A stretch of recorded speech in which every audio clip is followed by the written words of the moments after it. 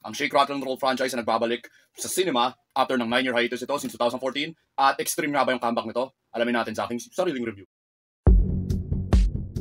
So kung kilala nyo siguro ko, nagbabalik ako ngayon sa aking lumang ugat ng aking channel, which nireview ko lahat last year, lahat ng Shake, Rattle, and Roll episodes, or sabihin na rin natin, Shake, Rattle, and Roll 1 to 15, at nirang ko lahat ng 45 episodes na yon from worst to best. Siguro gagawin ko na rin dito, para rin sa video na to ay i-re-rank ko lahat ng episodes. Kukunin ko yung 45 episode ranking ko mula sa mga nakarang kong video, at ang gagawin ko na lang ay sisiksik ko yung 3 bagong episode dito. Pero bago yun, re-reviewin ko lang muna ng sandali, spoiler-free, yung 3 bagong Shake, Rattle, and Roll episode. At ang unang episode natin na i-cover ko ng sandali ay ang Glitch, which dinirect ni Richard Somes. Director siya ng dalawang nakarang Shake, Rattle, and Roll episodes. Una nung dinirect dito ay ang Lihim ng San Joaquin, which is isang solid na aswang episode, di ko favorite.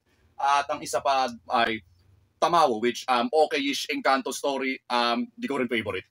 Dito sa Glitch, pinagbidahan ito nila Aiza Calzado, since Shake, Rattle, and Roll 8, bumida siya bilang aswang na Yaya, wala sa Yaya episode, at si Donna Cariaga, which sa tingin ko ay may pinaka-great performance dito. Baguhan lang siya mga artista sa pagkakaalam ko. May mga ilang napanood akong ilang pelikula sa kanya, at parang ito rin yung parang pangalawa niyang horror movie na parang pinagbidahan sa pagkakaalam ko. Una ay ang Rabid. Mula sa performance niya dito, sa tingin ko, pwede mo siya makumpara sa Heights ni Janice de Belen at Manilyn Reynes, at isa pa lang pinagbidahan niyang Shake, Rattle, and Roll episode sa ngayon. So, obvious pa lang sa mga trailer at saka yung mga ilang pinagko-comment nyo sa akin, ang episode na to ay similar sa television episode, which is ang unang episode din sa Shake, Rattle, and Roll 6. Exactly 10 Shake, Rattle, and Roll movies ago. Yung nakakatawa rin doon kasi yung Shake, Rattle, and Roll 6, coincidentally lang, ay hindi siya kasama sa Metro Manila Film Festival, at pati rin itong Shake, Rattle, and Roll Extreme ay hindi rin kasama sa Metro Manila Film Festival.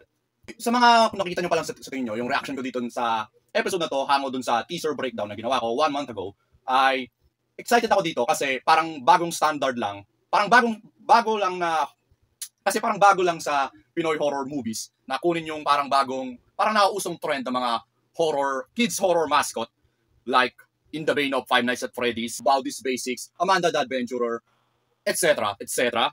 So sa mga unang kalahati ng episode na to, nagustuhan ko yung parang sineset-up nito. So nagsimula tayo doon, dito pa lang may parang pinakita na ulit yung parang lore explained na parang alam nyo na sa mga nakarang Shake, Rattle, and Roll episodes na nakasanay na natin, which parang nag-info dump lang ng mga, kung sino bang pwedeng makaharap ng mga halimaw ng mga to. So in case dito, I'm surprised yung parang kung sino bang magpapaliwanag ng lore dito mula sa simula ng episode. Yung parang na-establish doon, pati rin dun sa teaser trailer, parang in-establish itong Gary the Goat, o kaya ano bang supernatural entity to, ay parang hango sa kids mascot horror. Parang hindi siya masyadong napakita para sa akin. Parang na-establish lang siya ng sandali. Tapos, habang the rest ng episode, parang naging generic na halimaw na rin ito. Maganda naman yung parang mga action, tsaka mga horror na sinet-up nito, mga ilang dynamics sa mga characters dito. Parang sinayang lang yung parang establishment nito. Yung parang eerie factor, na parang tinakot ako, na in-expect ko siguro yung parang in-expect ko, parang na-disappoint ako mula dun sa mga nakita ko lang sa teaser at tsaka yung mga trailer na to. Pero, yun talaga, parang sayang na potential din na parang mas i-play itong establishment na bilang kids mascot horror. Sa tingin ko rin, yung parang di ko rin gusto dito, ay yung parang ending, kung paano nila natalo yung halimaw. Nakornian na lang ako kung paano nila sinet up, yung parang kung paano nila talunin to. Parang nanonood ka na ng straight out of an action movie yung datingan.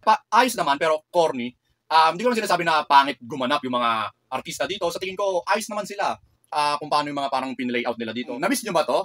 Na-miss nyo ba ito parang format, kung paano ko parang i-rate sila? Bibigyan ko to ng 3.5 stars. Bilang unang episode sa comeback ng Shake, Rattle, and Roll Extreme, solid naman. Hindi siya perfect, hindi ko masyadong favorite, pero solid horror piece. Pangalawang episode sa movie na to ay Mukbang, directed by Gerald Tarog. Siya yung nag-direct sa mga nakarang Shake, Rattle, and Roll episodes ng Puniraria, pinagbidahan ni Carla Villana. Sunod ay Parola, pinagbidahan ni Catherine Bernardo. Sunod naman ay ang Ulam, pinagbidahan nila Dennis Trillo at Carla Villana ulit. At speaking of Ulam, ang plot ng episode na to ay basically parehas lang sa parang Puniraria in terms of mga character motivations.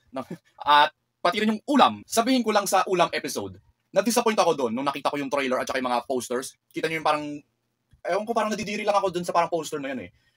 May parang kinakain sila. At saka pag may kinalaman na pagkain, o kaya pagkain sa mga horror movies, ano ina-expect nyo? Cannibalism. Hindi yung nangyari sa Ulam episode. Disappointed ako doon. Solid pa rin naman kung anong pinatunguhan noon. Pero disappointed ako na wala yung cannibalism involved doon. Pero dito sa Mukbang, di ko i-spoil dahil sinet up na to sa trailer, may cannibalism dito.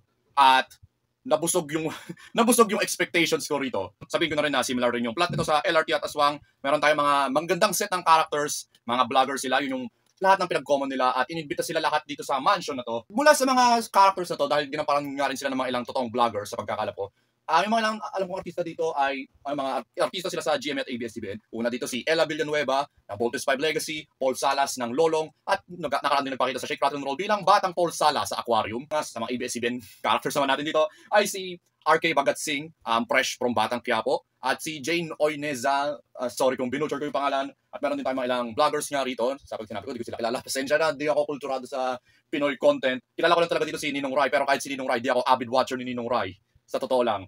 Obvious naman, may mga halimaw dito. Ayoko masyadong spoil. Sabihin ko na lang, similar nga siya sa LRT at Aswang. Mula pa lang sa parang sinet up na nga ng trailer. Mula dito, nilabasan nito ng mga magagandang horror.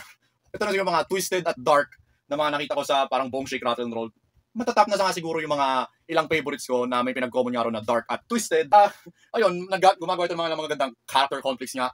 Gumagawa ng comedy at mga magandang parang interaction dito mula sa mga kababalaghan kung paano na sinet up. Pero hindi siya corny Si Gerald Tarog, yung mga nakarang Shake, Rattle, and Roll nito, nakita nyo trend sa kanya, ay parang seryoso o kaya minsan parang dark at twisted lang yung dating niya. Pero ito parang bago to sa kanya, parang ngayon lang experiment dito yung comedy.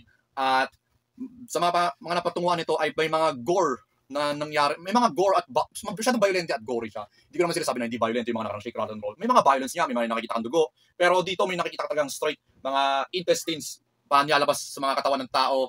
Basta mga lamang loob. Nakikita mo ngayon sa mga Shake, Rattle, and Roll pero hindi siya explicit.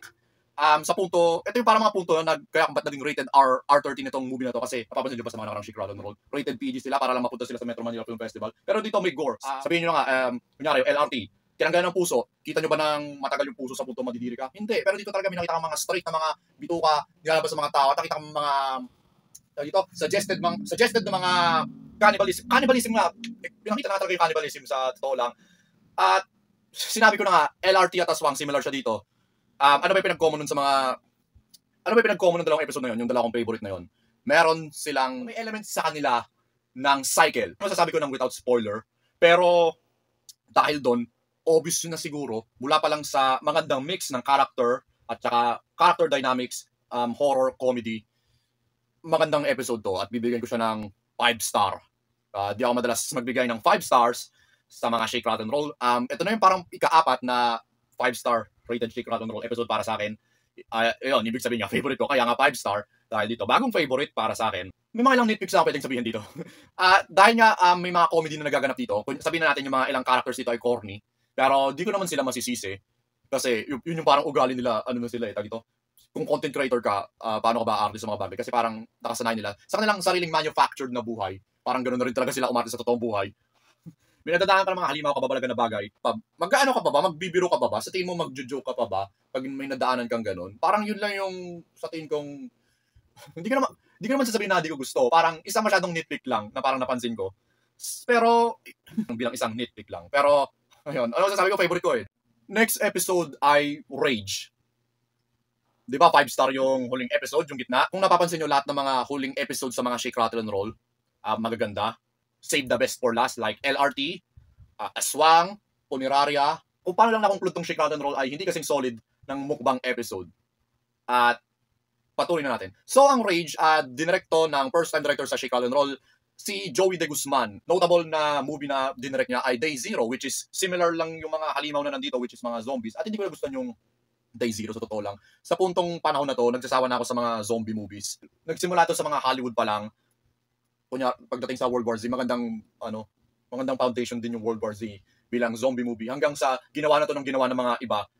Hanggang parang na-infect na rin ng zombie virus yung Pinoy movies. Simula sa Trip Ubusan, tapos Black Z, Isla, mula sa Day Zero. Sino pang bang di magsasawa? Kasi sa totoo lang, yung mga zombie movies, pare-parehas lang sila with may konting remix ka na magagawa. Sa totoo lang. Yung mga zombie na to, dito yung pangkaraniwan na kakagating ka, tapos zombie ka na. Iba yung parang klaseng mga infection yung mga nandito. Ibang klaseng virus. Parang straight out of Night of the Living Dead. Yung virus dito. Yung original na zombie movie ni George A. Romero noong mga 1960s. May mga asteroids. Tapos may parang parasite na parang lumabas dun sa mga asteroids na yun. Tapos in-infect ito yung parang local na bayan. Kung saan nandito yung ating mga bida. Pinagbilan ito Jane De Leon. Kilala lang siya sa ngayon sa Darna. Di man maganda malakas na coincidence, pero Si Marian Rivera gumanap na sa Shake, Rattle, Roll sa bandang huling episode. Silang pareho, dalawa ni Jane De Leon, ay gumanap na Darna. Tapos, yung role nila, similar lang na lumalaban sila ng matapang sa mga supernatural elements. yun lang yung parang niremind ako noon yung sa Nieves episode ni Marian Rivera. Itong mga survivor na to, mga ano lang sila, sa totoo lang kasi dahil nga zombie movie na to, zombie episode, parang lahat na dito parang no originality na. Kung ano ba yung mga clichés na alam nyo sa mga zombie movies, like jump scare, yung mga tao ay mas masasama sa mga halimaw na to. Ang dami-dami ng zombie movies sa mga ganun sa totoo lang. Pero ayun, sinabi ko na nga, yung nature nga ng zombie dito ay hindi sila yung mga normal na zombie na kakagating ka or kaya kakainin ka ng buhay. Gumagamit sila ng mga ilang mga armas o kaya kung wala naman silang armas, kunyari mga palakol, pwede ka nilang patayin gamit yung mga bare hands nila. Speaking of rage nga, mula sa title pa lang, yung direct reference ito sa 28 Days Later. Doon din similar yung mga zombie dito kasi yung mga zombie doon ay di lang sila parang nag-infect mula sa mga kagat. Nag-infect rin sila, di lang sila diretsong nag-infect, parang straight na papatayin ka talaga nila gamit yung kanilang bare hands. So yeah, pero meron ditong unique na bagay na gusto kong i-compliment, which is kung paano nakaka-infect yung mga zombie na to. Hindi ko i-spoil kasi parang ito yung parang pinakamalaking surprise na dito sa isang not original na zombie episode sa movie na to. At parang astig yun sa totoo lang bilang kasi doon ako. Aminin ko na rin kahit nagsasawa na ako sa mga zombie na parang avid zombie enjoyer ako. Sa totoo lang. Kaya parang nagsasawa na rin tayo sa mga zombie movie ay parang di na sila parang piniplay kung paano ba sila nalikha sa una pa lang. Parang ginagamit na sila mga plot points or kaya mga plot device para gumawa ng mga action at mga thriller suspense kesa sa mga horror, kung alam niyo yung sinasabi ko. Kasi wala na nakakatakot sa episode na to. Sabihin ko lang intense, pero hindi siya parang horror na babangungutin ka. Kasi, ayun, karamihan na dito mga action na lang. Sa punto, dito, parang pagkatapos ng glitch, sabihin ko yung eerie, tapos yung mukbang, which nakakadiri, na nakakatakot. Dito parang palette cleanser na to mula sa mga katatakutan noong nakarang episodes. Parang have a good time na lang. Parang dito. Kasi sa totoo lang, di ba, satisfying din naman makita ng mga pumatay ng zombies. Kung naglalaro ko rin mga video games like Resident Evil at Left 4 Dead, satisfying sa totoo lang pumatay ng mga zombies. Ayun, ko-compliment ko yung mga dito, yung mga zombie kills dito. Hindi naman nothing special, di naman siya gory. Isa pa, yung mga characters dito, ulitin ko, ay two-dimensional sila. Lahat ng mga characters dito maliban kay Jane De Leon, parang siya lang yung may parang dito, yung parang may mas at least interesting sundan na character sa episode na to. Hindi ko naman sinasabi na pangit yung the rest ng mga artista. Sa tingin ko, ayos naman yung parang inutos sa kanilang gampanan. Yung problema nga lang yung writing. Pati na rin kasi yung nature ng episode na to. Ano pa ba kasing magagawa mo sa isang zombie na kwento? Action, set pieces, at aminin ko mas maganda tong episode na to kaysa sa glitch. Bibigyan ko rin siya ng mas mataas na rating doon at bibigyan ko siya ng 4 stars. At so, ayun na yung Shake, Rattle, Roll Extreme. So, yeah, sa lahat ng sinabi ko, 2 hours, 2 hour and a half itong length na to. At sa mga nakarang, ano ba yung mga nakarang Shake, Rattle, Roll movie na pinagsama na mahaba yung length? Shake, Rattle, Roll 13. Ano ba yung mga ratings ko doon? Baba. Pero dito, consistent yung consistent yung bilang buong collection, trilogy ng horror episodes. Sulit naman yung parang sine price dito. Kasi sa totoo lang, maganda nga yung Shake, Rattle, Roll 8. Maganda yung mga ilang episodes doon, pero maganda pa yung simula. Yes, marirecommend ko to kung alam niyo na yung usual na element na meron sa Shake, Rattle, Roll. Like jump scares, baklang namamatay, lore explained, lahat yung mga yun nandito, kung ano ba yung mga nakarang pinagdaanan nyo sa nakarang Shake, Rattle, Roll, nandito yon. Anything na mga tropes sa franchise ito, tapos may parang bonus nga talaga dito na gore. Rated R yung movie na to. Hindi katulad ng mga nakaraan na rated PG. Sa totoo lang, halos lahat naman ng Shake, Rattle, Roll rated PG. Ito lang yung parang standout talaga. Nag-live up sa title ito na Extreme. Di nga, yung mga ilang episodes nga, hindi nga kasing ganda ng mga, yung dalawa sa mga episodes ito, di kasing ganda ng mga 75, sabi ko na, 25% ng Shake, Rattle, Roll sa totoo lang. At dadaan tayo sa ranking at dito makita yung parang all 48 episodes rank. Yung ranking na to ay, sa tingin ko parang mababago na rin kasi yung mga isip ko. Kasi matagal-tagal na rin yung lumipas. Pero sa totoo lang, tinatamad ako. So, ayun, yung 45 episode ranking na video na nakita nyo, yung mga nakaraan kong video, siniksik ko na lang yung bagong 3 episodes dito doon. At dito nga papakita yung bagong ranking. Dito nga papakita yung bagong ranking. At kung gusto nyo malaman yung thoughts ko mula sa mga nakarang episodes, na di ko kinover dito sa Shake, Rattle, and Roll Extreme Review. Panoorin nyo yung aking review sa all 45 episodes nung di pa nag-exist yung Shake, Rattle, and Roll Extreme. So, let's go. Sa number 48 at ang aking pinaka-least favorite na Shake, Rattle, and Roll episode ay ang Parola at binigyan ko siya ng 1 star. At sa number 47 ay ang Tulay at binigyan ko rin siya ng 1 star. At sa number 46 ay ang Lamang Lupa at binigyan ko rin siya ng 1 star.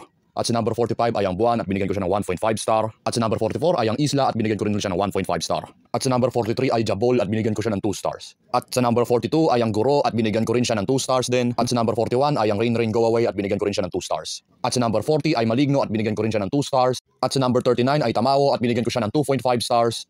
At sa number 38 ay Mama Nika at binigyan ko rin siya ng 2.5 stars. At sa number 37 ang pinaka-original at unang Shake, Rattle, and Roll episode Baso at binigyan ko siya ng 2.5 stars. At sa number 36 ay Ukay Ukay at binigyan ko rin siya ng 2.5 stars. At sa number 35 ay Yaya at binigyan ko rin siya ng 2.5 stars. At sa number 34 ay Anino at binigyan ko siya ng 2.5 stars. Sa number 33 Kapitbahay at binigyan ko siya ng 2.5 stars. Sa number 32 ay 13th Floor, nag-rhyme, at binigyan ko siya ng 2.5 stars. Sa number 31 ay Poso at binigyan ko rin siya ng 2.5 stars. At sa number 30 ay Telebisyon at binigyan ko rin siya ng 2.5 stars. At sa number 29 ay Multo at binigyan ko siya ng 3 stars. 28 ay Frigidaire at binigyan ko rin siya ng 3 stars. Number 27 ay Encanto at binigyan ko rin siya ng 3 stars. Number 26 ay Lihim ng San Joaquin at binigyan ko rin siya ng 3 stars. Number 25 ay Bangungot at binigyan ko rin siya ng 3 stars. Number 24 ay Aquarium at binigyan ko rin siya ng 3 stars. Number 23 ay Nieves at binigyan ko siya ng 3.5 stars. Number 22 ay Kulam at binigyan ko rin siya ng 3.5 stars. Number 21 ay Lost Command at binigyan ko rin siya ng 3.5 stars. Number 20 ay Manananggal at binigyan ko rin siya ng 3.5 stars. Number 19 ay Madre at binigyan ko siya ng 3.5 stars. Number 18 ay Ate at binigyan ko siya ng 3.5 stars. Number 17 ay Christmas Tree at binigyan ko siya ng 3.5 stars. Number 16 ay Impacto at binigyan ko rin siya ng 3.5 stars. Number 15 at ang pinakaunang Shake, Rattle, and Roll Extreme placement dito sa ranking ay ang Glitch at binigyan ko siya ng 3.5 stars. Number 14 ay Class Picture at binigyan ko siya ng 4 stars. Number 13 ang pangalawang Shake, Rattle, and Roll Extreme placement dito sa ranking ay ang Rage at binigyan ko siya ng 4 stars. Number 12 ay ang Ulam at binigyan ko siya ng 4 stars. Number 11 ay ang Emergency at binigyan ko rin siya ng 4 stars. Number 10 ay ang Nanay at binigyan ko rin siya ng 4 stars. Number 9 ay Yaya at binigyan ko rin siya ng 4 stars. Number 8 ay Poneraria at binigyan ko rin siya ng 4 stars. Number 7 ay Pamana at binigyan ko rin siya ng 4 stars. Number 6 ay Ahas at binigyan ko rin siya ng 4 stars. Number 5 ay Flight 666 at binigyan ko siya ng 4.5 stars. Number 4 ay Unwanted at binigyan ko siya ng 5 star. Number 3 ay Aswang at binigyan ko rin siya ng 5 star. Number 2 ay LRT at binigyan ko rin siya ng 5 star. At finally, ang aking bagong favorite Shake, Rattle, and Roll episode ay ang Mukbang. At nagkataon lang na ito yung bagong episode mula sa petsa na to. So ayun yung masasabi ko sa Shake, Rattle, and Roll Extreme. Ano masasabi nyo naman? Ano naman favorite nyong episode sa tatlo? Paalam nyo naman sa akin at magkaroon tayo ng discussion sa comment. At subaybay muli kayo sa susunod. Ingat.